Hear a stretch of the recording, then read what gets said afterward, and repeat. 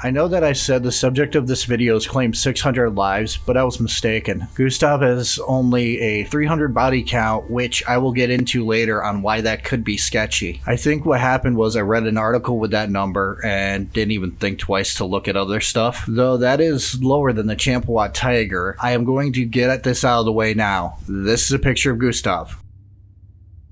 That isn't photoshopped.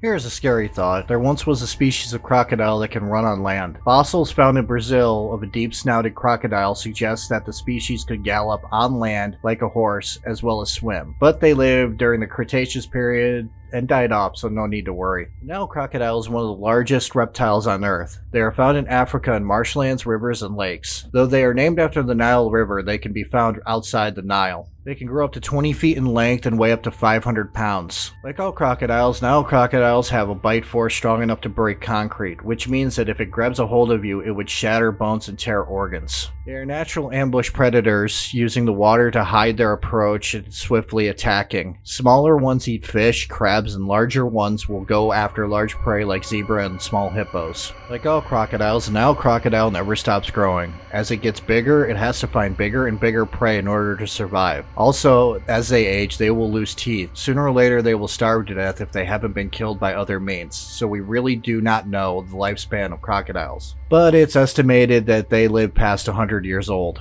They're actually very caring parents too. The mother will stay with her eggs and will even carry her young in her mouth. Also, the cutest thing about crocodiles is they love flowers and giving each other piggyback rides.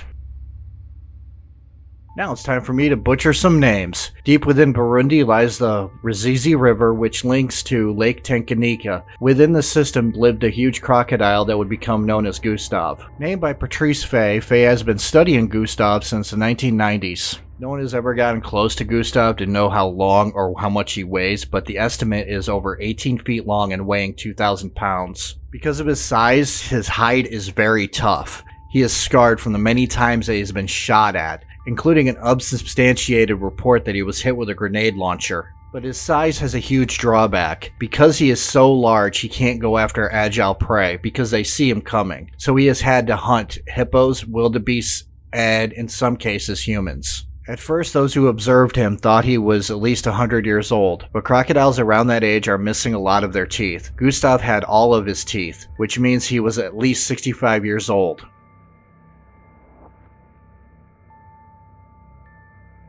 In a documentary called Capturing the Killer Croc, Patrice Faye and other scientists attempted to capture him alive, which probably was the dumbest thing that they could possibly try to do. There was some drawbacks to trying, because due to the civil war raging in Burundi at the time, they only had 2 months to capture him, which isn't a lot of time to prepare to capture an 18-foot, 2,000-pound, at least, crocodile. They located him and set up a trap cage weighing close to a ton. On the cage, they installed an infrared camera so they can document them catching him. But the bait they used didn't attract him or any other predator in the area. At a loss of what to do, they decided on the last week to set up a bait trap with a live goat, but that night they had a storm. That 1-ton trap was found the next day submerged with the goat missing. The camera had failed, so they had no way of knowing if it was Gustav who killed the goat, another animal that killed the goat, or the goat escaped. But my money is on the goat escaped and right now is living in paradise somewhere in Africa. Now let's look at the reasons why the body count is estimated. Burundi's civil war calls into question the legitimacy of how many people were killed by Gustav. Long and bloody, people could have easily just killed each other and blamed it on a large crocodile that was in the area. But it did add to the notoriety of a killer croc. In truth, we will never know if he actually killed that many people or if he was a victim of a war.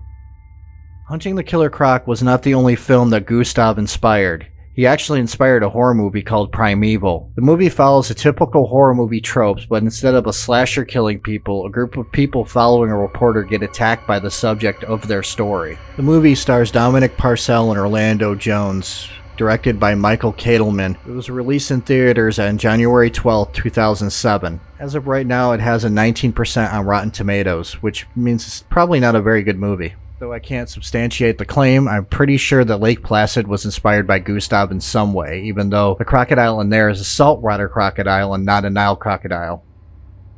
Now I'm going to talk about the reason why I've been using past tense so much when talking about Gustav, considering the fact he could still be alive.